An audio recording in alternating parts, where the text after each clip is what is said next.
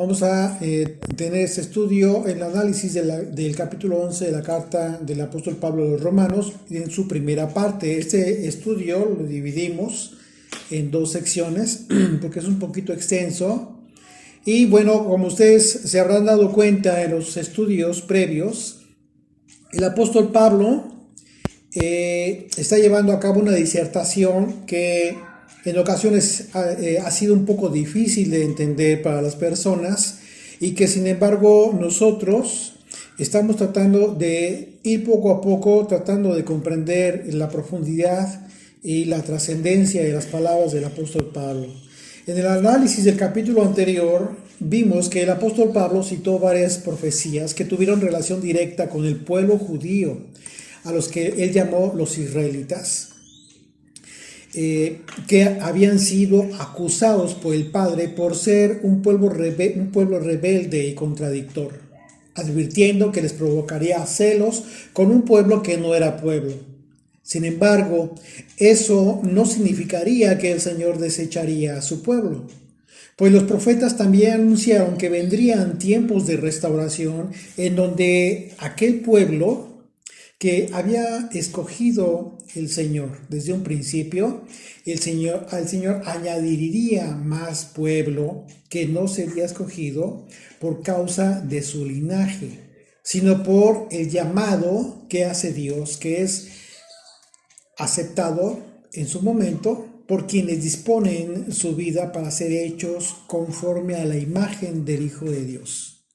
Así es de que ese remanente del que hablaron los profetas a partir de la venida de Jesucristo sería conformado de judíos, los israelitas, y de griegos, los extranjeros, por causa de la locura de la predicación de la cruz. Y esto lo confirma precisamente el apóstol Pablo a continuación. Dice desde el verso 1 de Romanos capítulo 11.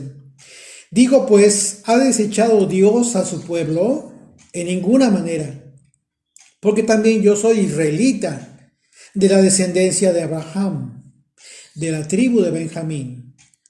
Por supuesto que Dios jamás rechazó definitivamente a su pueblo. Sabemos por los profetas que el Señor disciplinó a su pueblo. Mas, ¿acaso no es eso lo que hace un padre con un hijo?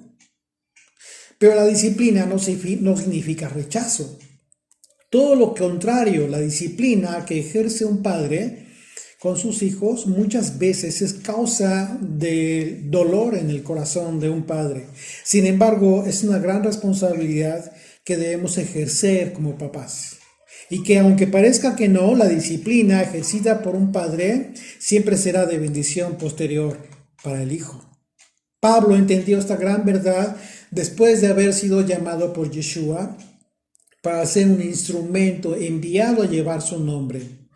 Por eso habla de él mismo al afirmar que él es un israelita y como a él no le rechazó Dios, tampoco rechazaría a los de su pueblo, de ninguna manera. Esto nos indica que Pablo era consciente de las palabras de Yeshua al hablar de la revelación que quiere dar al Padre. Es decir, los que como niños le quieren conocer y que les revela de todas las cosas. Como también el Hijo, que por el poder que le ha sido dado, es quien decide a quién le da revelación del conocimiento del Padre.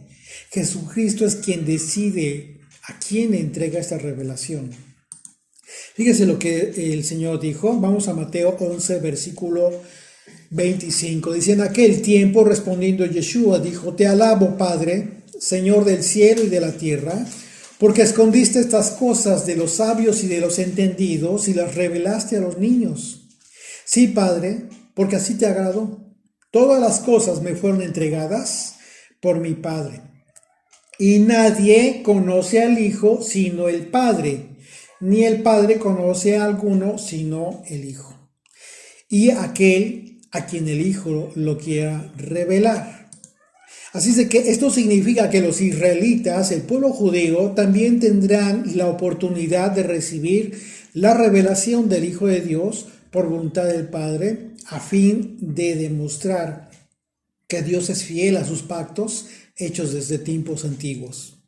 Dice el verso 2 de Romanos 11, no ha desechado Dios a su pueblo, al cual desde antes conoció. ¿O no sabéis qué dice de Elías la Escritura? Cómo invoca a Dios contra Israel diciendo, Señor, a tus profetas han dado muerte y tus altares han derribado y solo yo he quedado y procuran matarme. Bueno, Pablo citó estas palabras del profeta Elías cuando era perseguido por Jezabel para matarlo, porque Elías había profesado y en aquel momento él pensaba que Dios ya había rechazado a la nación de Israel.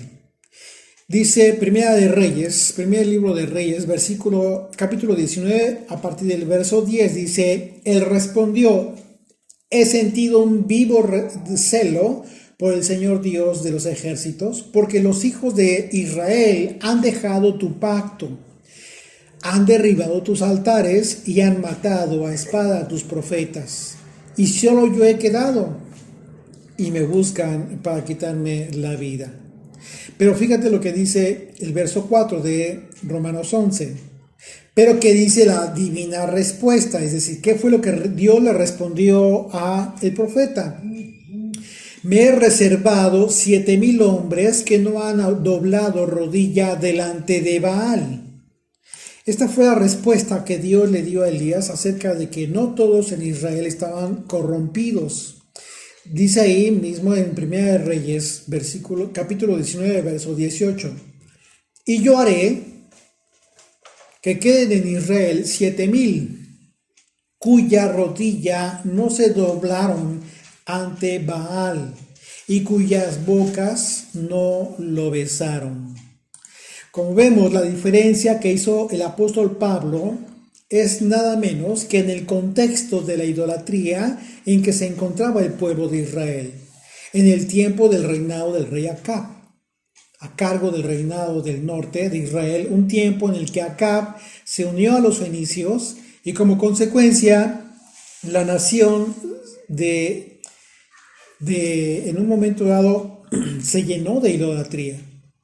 Y el juicio del Señor fue que durante 3 años no hubo lluvias. Este juicio lo anunció Elías y por eso era perseguida. Esa es la razón por la cual lo estaban persiguiendo para matarlo. Así es de que Pablo cita los acontecimientos de la idolatría de Israel en un tiempo de falta de lluvias para ilustrar lo que estaba pasando en la nación de Israel en el tiempo del apóstol Pablo. Porque por causa de que el pueblo judío estaba cegado por sus propias leyes, sus propias formas de adorar a Dios, que como analogía es justo la esencia de la idolatría, no habían recibido las lluvias que trajeron la revelación del Mesías. Así que Pablo tomó las palabras de Dios para Elías, que Dios le dijo a Elías acerca de un remanente fiel, para tomarlas para sí mismo como un consuelo de que el Señor se había apartado un remanente de entre sus hermanos, un remanente del pueblo judío que lo incluía a él mismo, al apóstol Pablo, que no habían rechazado al Mesías y que en consecuencia recibirían la revelación del Mesías como lluvias tempranas. Dice el verso 5, así que también aún en este tiempo ha quedado un remanente escogido por gracia. Y aquí va a hablar del tema de la razón, la forma en que Dios está escogiendo, apartando este remanente. Dice por gracia. Recordemos que la gracia ya la hemos identificado de acuerdo a su definición etimológica como aquella influencia divina sobre el corazón de los hombres, que es un regalo para quien la recibe y no por las obras que haya hecho para recibirla. Así que el remanente del que habla el apóstol Pablo lo refiere como escogido por gracia. Dice el verso 6 de Romanos 11. Y si por gracia, ya no es por obras. De otra manera, la gracia ya no es gracia. Esto tiene toda la lógica si consideramos que en base a los capítulos anteriores de la carta hemos comprendido cuando Pablo habla de las obras como referencia a las obras de la ley, como las tradiciones que se creaban los judíos, que llegaron a considerar al mismo tiempo de los mandamientos de Dios y que en muchos casos ellos dejaban de lado el mandamiento de Dios por causa de sus propias obras, de sus propios mandamientos. Así es de que por ello podemos entender con claridad de lo que está hablando el apóstol Pablo. El remanente que conservó Dios fue por una obra divina en el corazón de aquellas personas que se mantuvieron fieles al Señor. Pero ese remanente no mantuvo su fidelidad por causa de sus obras creadas, porque entonces ya no hubiese sido por gracia, ya no hubiese sido por obra de Dios, sobrenatural, como una influencia en el corazón de las personas. Dice, continúa el verso 6, dice, y si por obras ya no es gracia. Claro, de otra manera, la obra ya no es obra.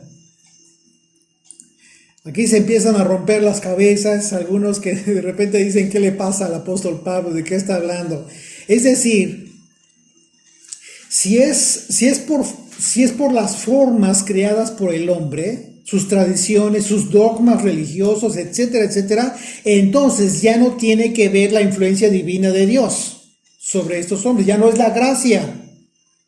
Porque de ser así, toda la obra hecha por los hombres, pero bajo sus propias reglas, ya no constituye una obra de Dios. ¿Te das cuenta de lo importante que es mantenerte fiel a sus mandamientos?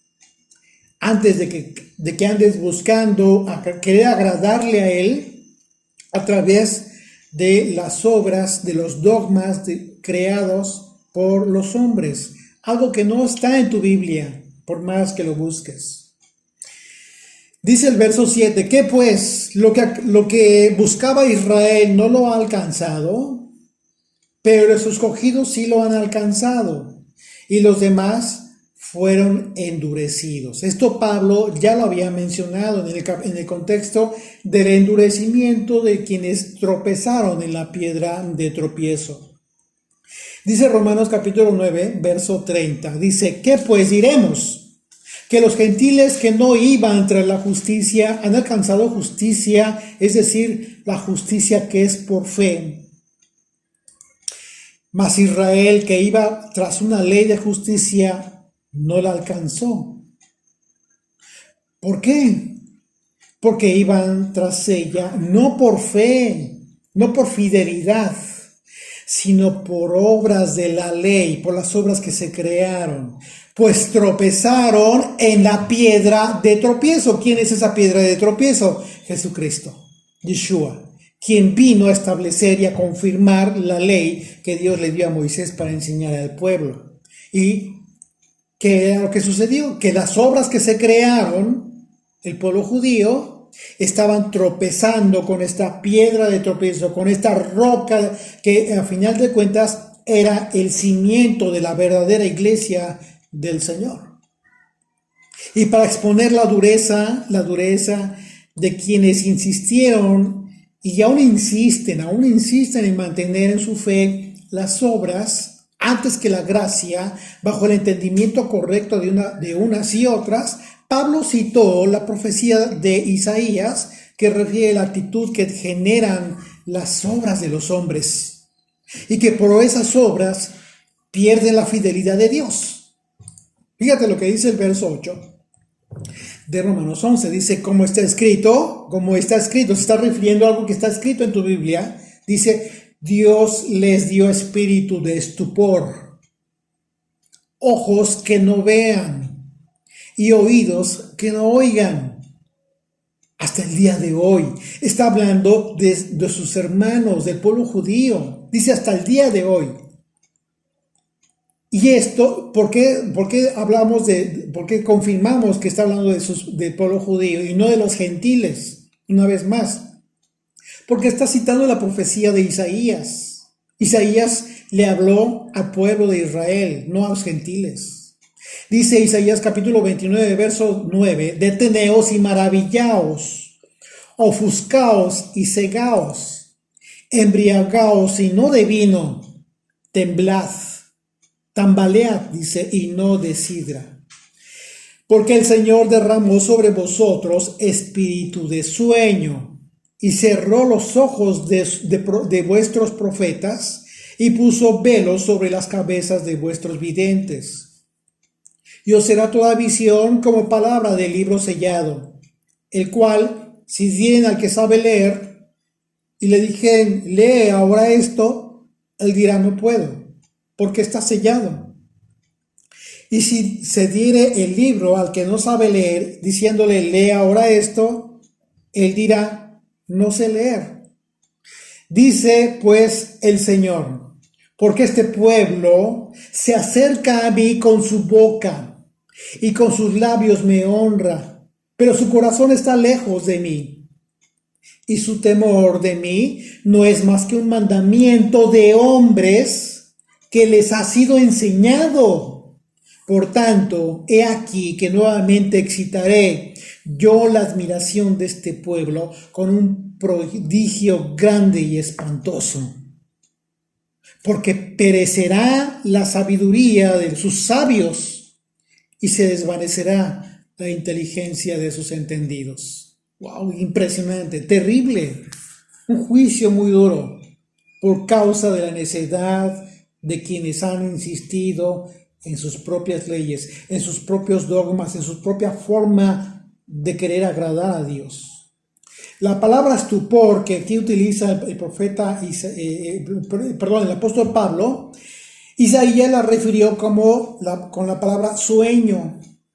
Y al hablar de este espíritu de sueño o de estupor, ¿qué significa? Significa que fue algo sobrenatural, que tuvieron en un momento dado una especie de espíritu, aquellas personas, como un espíritu de muerte hacia las cosas santas espirituales de Dios. No tuvieron revelación ni entendimiento de ellas. Como podemos observar, el contexto de las palabras del apóstol Pablo se relaciona directamente con la profecía que impediría el entendimiento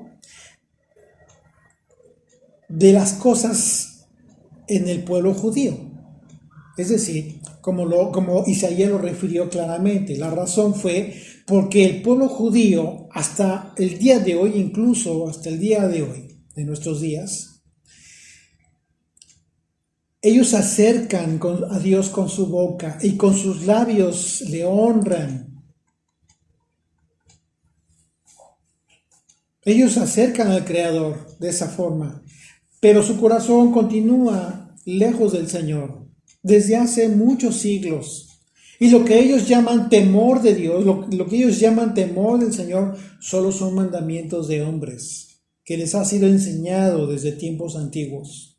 Y Pablo también citó en su momento el Salmo 69, para demostrar lo grave, lo terrible que resulta caer en la propia trampa de quienes han querido alcanzar la justicia por sus propias obras. Dice el verso 9 de Romanos 9, fíjense, dice, y a David dice, sea vuestro convite en trampa y en red, en tropezadero y en retribución. Sean oscurecidos sus ojos para que no vean y agóbienles la espalda para siempre. Impresionante. Y el Salmo 69 del que está hablando el apóstol Pablo dice literalmente así. 69, Salmo 69, verso 22. Sea su convite delante de ellos por lazo y lo que es para bien por tropiezo. Sean oscurecidos sus ojos para que no vean y haz temblar continuamente sus lomos. Qué duro, impresionante. La palabra tropezadero que utilizó el apóstol Pablo en este pasaje en el griego es la palabra skandalon, que se traduce con la palabra trampa, literal, que causa el pecado, una trampa que causa el pecado. Es impresionante hasta qué punto en un momento dado el apóstol Pablo entendió lo grave del pecado de la infidelidad del pueblo judío. Muy a pesar de haber querido adorar a Dios, aunque bajo sus propias reglas, bajo sus propias obras. Ahora bien, a pesar de esto, el apóstol Pablo una vez más reitera que con todo este problema, Israel fue disciplinado por el Padre, pero no para dejarlo caído. Porque una disciplina siempre tiene el propósito correcto en la vida de un hijo. Una disciplina que tendría un efecto, en este caso, un efecto doble. La corrección al hijo natural, ¿sí? Los israelitas, Judá en el tiempo de Pablo, y la adopción de otro hijo, tú y yo. Los gentiles, los extranjeros que iban a ser adheridos a la nación del pacto. Dice el verso 11, fíjate lo que dice el verso 11, dice, digo pues, han tropezado los de Israel para que cayesen, para que permanecieran tirados, en ninguna manera. Pero aquí hay una razón, pero por su transgresión vino la salvación a los gentiles, para provocarles a celos. Y si su transgresión es la riqueza del mundo, y su defección la riqueza de los gentiles, cuánto más será su restauración, su plena restauración. Impresionante, imagínate el momento, porque está hablando de un futuro, Pablo, el futuro que va a llegar en que el pueblo judío tenga la revelación del Hijo de Dios. Imagínate cuán plena va a ser su restauración. Recordemos que el libro de los Hechos se relata cuando el evangelio de Yeshua fue rechazado en Jerusalén. Las comunidades de creyentes se extendieron hasta alcanzar a los gentiles que se encontraban en Israel, incluso en Antioquía de Siria, en el extranjero, ya lejos de Jerusalén, en donde se constituyó lo que fue llamado, que le llaman el centro de operaciones de los apóstoles y los discípulos de Yeshua. Pablo refirió en alguna ocasión que sus hermanos, los judíos, por no recibir el mensaje de vida eterna, serían a los gentiles. Pablo insistía en hablar con sus hermanos, pero no le recibieron. No le recibían nada. Dice Hechos capítulo 13, verso 44 en adelante. Dice, el siguiente día de reposo se juntó casi toda la ciudad para oír la palabra de Dios, porque Pablo estaba predicando. Pero viendo los judíos, la muchedumbre, o sea, los religiosos, los líderes religiosos judíos, viendo la muchedumbre, se llenaron de celos y rebatían lo que Pablo decía, contradiciendo y blasfemando. ¿Por qué blasfemando? Porque lo que Pablo estaba hablando era por influencia del Espíritu de Dios, no era por su propia capacidad. Por eso dice la Escritura que blasfemaban. Quien ofendía no era a Pablo, estaban ofendiendo al Espíritu de Dios al contradecirlo. Entonces Pablo y Bernabé, hablando con denuedo, dijeron a vosotros, a la verdad era necesario que os hablase primero la palabra de Dios. Mas puesto que la desecháis y no os juzgáis dignos de la vida eterna, he aquí nos volvemos a los gentiles.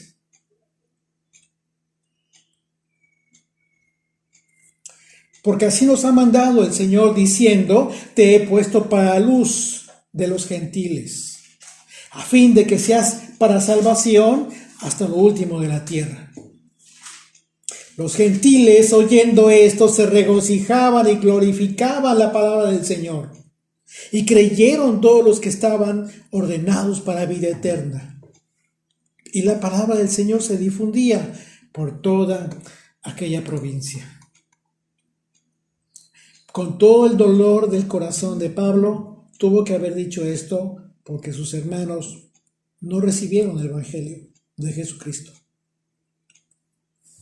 En ese sentido, el rechazo del Evangelio por los judíos Fue una riqueza para nosotros los gentiles, los que éramos gentiles. Dejamos de ser gentiles para convertirnos a la fe de Jesucristo. Lo que no debe entenderse, por supuesto, en el sentido de que los gentiles alcanzaron la salvación solo porque los judíos rechazaron al Mesías, como si se tratara de una sustitución. Claro que no, ¿eh? Por supuesto que no hay sustitución, sino que ese rechazo solo fue temporal, a fin de abrir una gran oportunidad para todos los gentiles a que recibieran el Evangelio de Jesucristo. Pablo aquí está poniendo en un contexto correcto lo que está pasando con el pueblo judío, hablando de aquel remanente fiel al que se refirió en líneas atrás. Esto significa que toda aquella transgresión Dios la permitió con el propósito de que los gentiles, los extranjeros, como tú y como yo, recibiéramos la bendición de esta gran oportunidad de ser injertados al pueblo del pacto. De manera que si la transgresión de Israel representó una bendición para todos aquellos que están siendo congregados en aquel que fue rechazado, en Jesucristo, cuánto más bendecida entonces será la plena restauración de aquellos que transgredieron, del pueblo judío, de los israelitas. Y a continuación Pablo va a dirigirse a los extranjeros. Dice el verso 13, porque a vosotros hablo, gentiles, por cuanto yo soy apóstol a los gentiles, honro mi ministerio, honro mi servicio, honro el mandato que he recibido de Dios. Por si en alguna manera pueda provocar a celos a los de mi sangre y hacer salvos a algunos de ellos. Fíjate lo que había en el corazón de Pablo. Ahora, en esta ocasión, Pablo habla de los celos que debía provocar la enseñanza que Pablo dirigió a los gentiles. Pero en esta ocasión, un tiempo de celos que no adolecería de aquel error que cometieron sus hermanos, como lo refirió en el capítulo 10. Ustedes recordarán que vimos en el capítulo 10 de esta carta a los romanos, al decir que Pablo dijo que esos celos con que actuaba o actúa incluso el pueblo judío no son conforme al conocimiento de Dios. Dice Romanos capítulo 10, verso 1, dice: hermanos, ciertamente el anhelo de mi corazón y mi oración a Dios por Israel es para salvación, porque yo les doy testimonio de que tienen celo de Dios, pero no conforme a ciencia, no conforme a conocimiento de Dios, porque ignorando la justicia de Dios y procurando establecer la suya propia, no se sujetan a la justicia de Dios, no se han sujetado a la justicia de Dios. Pablo, al hablar a los gentiles a fin de provocar a los celos a los de su sangre, es decir, al pueblo judío, está diciendo que la única manera de provocar a celos conforme al conocimiento correcto de Dios es a través de la fidelidad de su palabra y no conforme a tus propias leyes, tus propias formas, porque así lo hicieron los judíos. Por eso dice: porque ignorando la justicia de Dios y procurando establecer la suya propia, no se han sujetado a la justicia de Dios. Sin embargo, al contrario de lo que enseñó el apóstol Pablo, hoy en día, quienes han descontextualizado totalmente las palabras de Pablo, no solo en el cristianismo, sino aún incluso en las llamadas raíces hebreas, enseñan la tradición del pueblo judío para pretender provocarles a celos. Lo que le provoca es risa. Se burlan porque no entienden lo que están haciendo. El pueblo judío tiene años y están justificados por Dios hasta cierto punto. Hasta cierto punto eso les ha permitido mantenerse como pueblo y la promesa del Señor. Así es de que, ¿qué es lo que están haciendo al enseñar tradiciones para pretender provocarle a celos al pueblo judío? Están enseñando la mentira de que un judío tendrá celos de ti cuando te vea celebrar las fiestas como ellos la hacen. Solo que, ¿qué crees? Ellos celebran las fiestas sin la revelación del Mesías. Pero tú sí la tienes. ¿Por qué vas a hacerlo como ellos o pretender causarle celos a quien no tiene la revelación del Hijo de Dios? Como lo acaba de demostrar Pablo, celebrando la recepción, por ejemplo, del día de reposo con velas, con rezos aprendidos de memoria y tantas otras cosas que no son bíblicas, porque no existen en las Sagradas Escrituras, enseñando a las personas a celebrar Purim, a celebrar Hanukkah y tantas otras cosas en su conjunto, hacen justo lo que reprochó el apóstol Pablo a su pueblo, a su propio pueblo, que teniendo celo de Dios, no lo tuvieron conforme a ciencia, no tuvieron celo conforme al conocimiento de su palabra, porque ignorando la justicia de Dios, ignorando la ley de Dios, y en su lugar procurando establecer su propia ley, su propia doctrina, su tradición, hoy enseñan a las personas a no sujetarse a la justicia de Dios. Así que Pablo te habla a ti y me habla a mí, a nosotros, que no somos judíos naturales, porque aunque te cambies el nombre, eres un gentil convertido a la fe de Jesucristo. Y a ti te habla Pablo y te dice, provoca a celos a mi pueblo, pero conforme a ciencia. Provoca a celos a Judá, pero conforme a la fe verdadera de los antiguos hebreos. Provoca a celos al pueblo judío, pero cuando vean en ti que eres un verdadero israelita, en quien no hay un engaño. Porque cuando lo hagas así, quizás cumplas lo que fue el anhelo del apóstol Pablo. ¿Cuál fue el anhelo del apóstol Pablo? Provocar celos a los de su sangre y hacer salvos a algunos de ellos por su verdadera conversión al Dios de Israel.